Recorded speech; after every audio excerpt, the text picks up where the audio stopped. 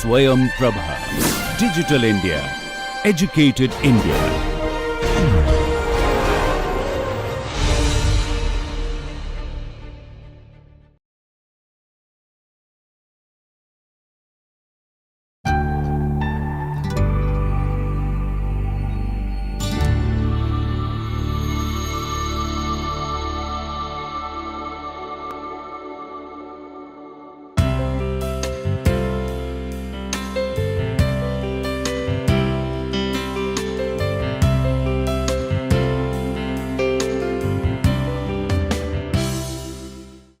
Good morning and welcome back to the lecture series on Partition of India in Print Media and Cinema. So, today we are going to discuss about the subaltern and her role, her presence in the larger discourse on partition. So, how the subaltern's understanding destabilizes the traditional making or formation of historiography. The other or woman is constituted outside, and so in the symbolic order of the nation, the subaltern other is not seen as an active agent. The subaltern is important. The subaltern's presence, corporeal presence and the temporality, this remainder cannot be symbolized by the existing interplay of political forces. The subaltern is characterized by a surplus of temporal potentiality. The perspective of the subaltern's reality can reorganize the nation's relationship to its past. Now, the nation and its hegemonic history writing traditionally does not recognize the abject figure of the subaltern. Who is the subaltern? Any person that does not participate in the writing of the national history or historiography. Such a person could belong to the grassroots, could be the woman or the specially abled, the juvenile. They are acted upon by the history and are not enactors. So, I was also talking about the relation between activism and agency. We need to understand that the subaltern's agency is not always available in her or his activism. Sometimes the subaltern's activism feeds the purpose of the mainstream nation building. Acknowledging the subaltern introduces a bifurcation into the causal path of the linear and teleological national time. So, the subaltern has disruptive potentialities. They essentially disquiet the the safe and unified meaning of nation and nationality in the enactment of the political through the temporal disruption.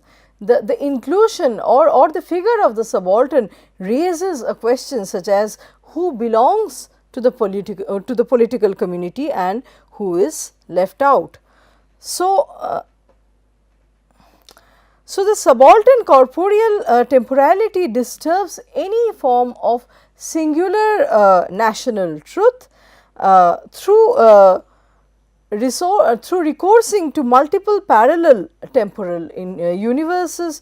So, the presence of the subaltern challenges the nation's myth of being a singular unitary subject through bringing in multiple parallel temporal universes and meanings. The fusion of the national true past with the subaltern past causes differences and moments of destabilizations that question the teleologically determined narrative. Homi Bhabha would say that the subaltern's presence and temporality reveal the ambivalence that structures the national linear time. Subaltern's relationship with a given space and time provides the potential for revisiting the national hegemonic past. The presence of the subaltern's memory that is capable of activating a new future. The moment of a subaltern telling their story in public is a way of breaking the hegemonic distribution of post-independent national history and truth. So, the subaltern's accounts expose and debunk the ruptures that cut through the national body politic. The subaltern's version of past renders discontinuous temporality and brings forth the other pasts and presences that have hitherto not been attended by formal historiography.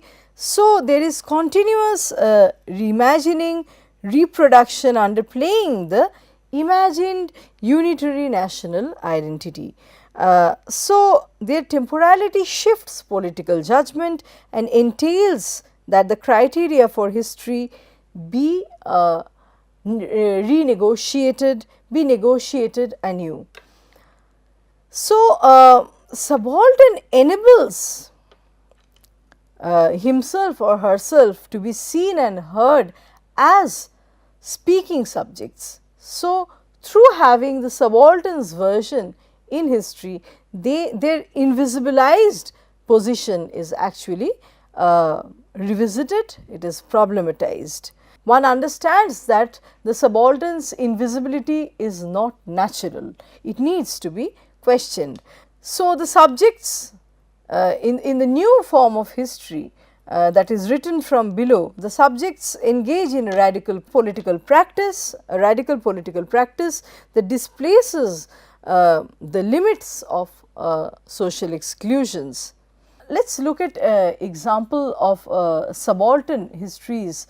So, for example, Badri Narayan Tiwari studies the memorial stones and the shrines in different regions of Uttar Pradesh that commemorate the unsung Dalit heroes from 1857, their roles in the Sepoy mutiny.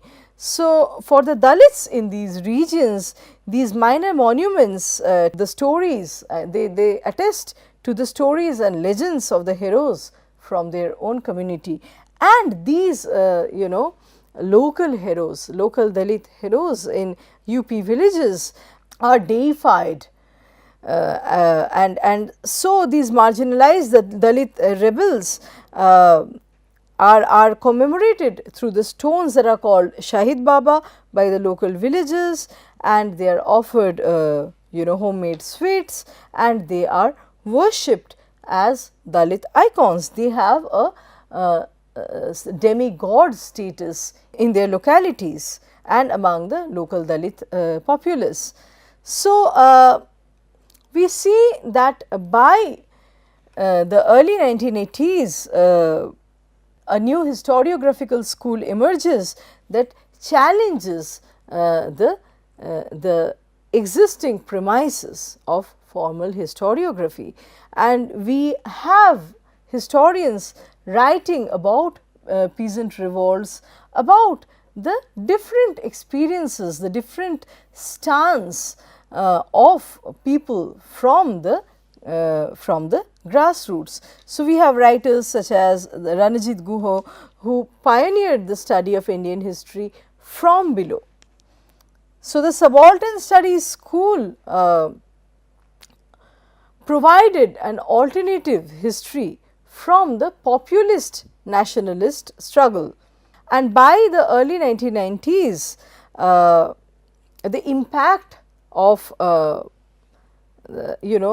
an alternative history from the subaltern's point of view started to permeate partition studies, and so there was a trend, a new trend being set to move away from studying only the the nationalist heroes and understanding 1947 only in terms of India's independence from British rule, and so the approach towards history was essentially from below. There was renewed focus and interest on refugee experiences and actions during and after partition, which revealed a significant historiographical shift in theorizing the nature of migrations, the experience of the refugees, the process of or the journey of the refugee into becoming a citizen. So, the recent emphasis on oral history is also a part of the subaltern studies. It is a means of recovering the undiscovered, the under-researched areas of partition, the untold experiences and which would go on to reveal how the master narratives are created through excluding or marginalizing narratives of other lesser powerful groups. So, Dalits that migrated to West Punjab and Delhi were from different subcastes.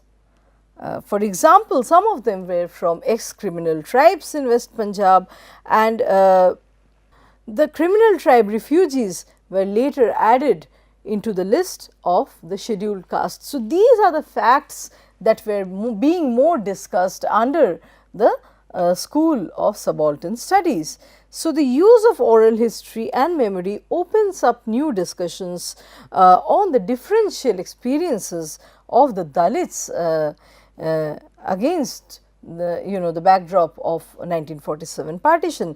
So, Dalits start writing their own autobiographies. Dalits write autobiographies and memoirs which add a greater complexity to the existing partition discourse. It makes the entire discussion well rounded and more symmetrical and more nuanced. So, more layered. Dalits had remained less discussed in the context of partition, and yet they were the ones that had put up with the worst form of ramifications. So, one sees the real accounts of Dalit refugees in the case of, for example, in the case of the Bhils in Delhi that have migrated from West Pakistan, although they were originally all from Rajasthan and their settlements were close to Jodhpur and Udaipur. So, these are the mini narratives that the historians get interested in. They discuss about the lesser figures in and their roles, their perspectives vis-a-vis partition.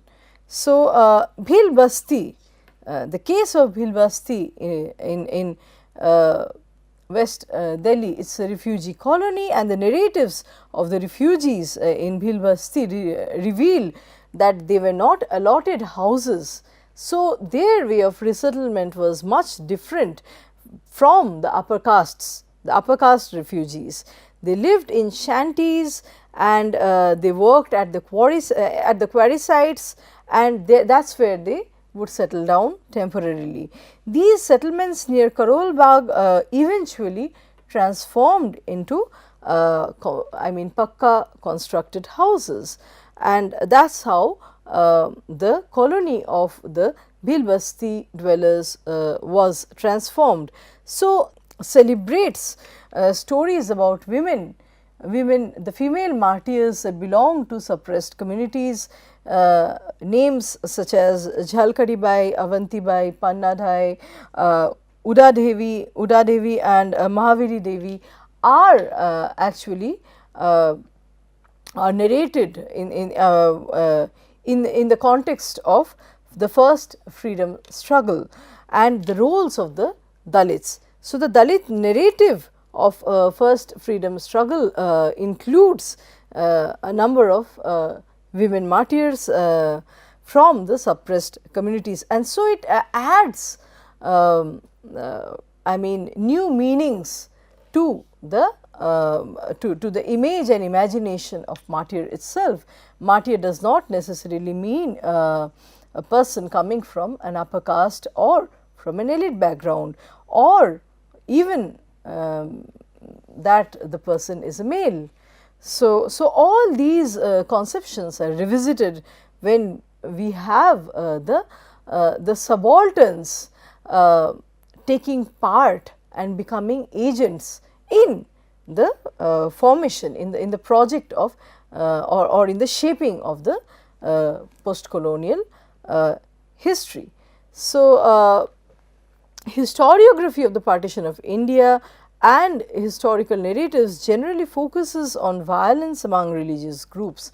So, partition is synonymous with violence among major groups like Hindus, Muslims and Sikhs, and in these narratives Dalits find themselves silenced, and there is a general notion that Dalits were not targeted.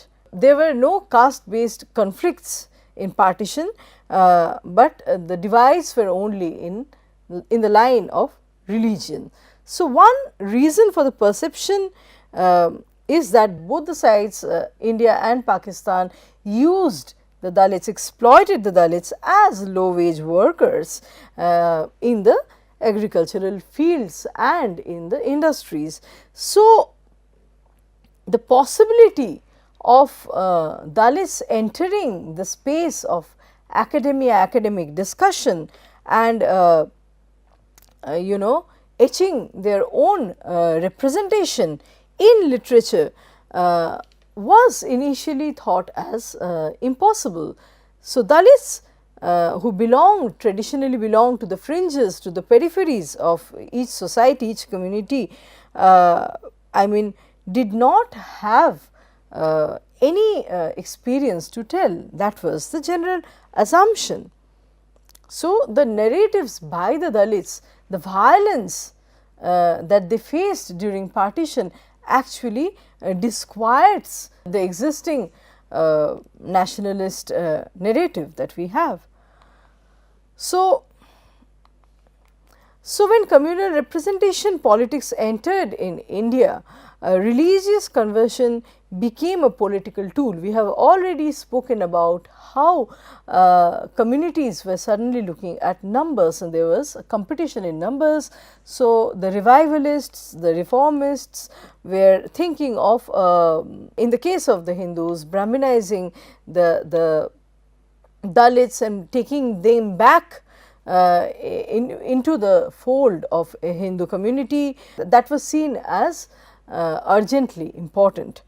So, religious conversion was a political tool, and you know, the Dalits were suffering. The Dalits were rendered a passive status in this entire process. On the one hand, the Dalits did have some bargaining power. On the other, they became a target of representative politics. So, the Dalits got sucked into these dyadic or rather triadic communal fight. These three communities, the Hindus, Muslims and Sikhs, were competing with each other to attract and patronize Dalits within their fold, and thereby so Dalits were suddenly becoming important in terms of the numbers that they could add to an existent major community in India. Even in the recent times, one sees the violence on the Dalits in Pepsu meaning the Patiala and East Punjab States Union. So, that is where the Dalits experience violence, and they are attacked and brutalized in the census related disturbances. So, Dalits have time and again been you know, subjected to forced conversion. They have been attacked by Hindus, Muslims, Sikhs alike, and yet these you know, sub narratives, if we may, actually disappear in our bid to celebrate the larger pictures and the high flown names, the lofty images and the heroic ideals, and in our bid to lionize the nationalist heroes, we tend to disremember, we tend to obfuscate the alternative histories of the lesser powerful that also constitute a significant population in India. So, with this I would like to conclude today's lecture, and let us meet again for the next round of discussions. Thank you.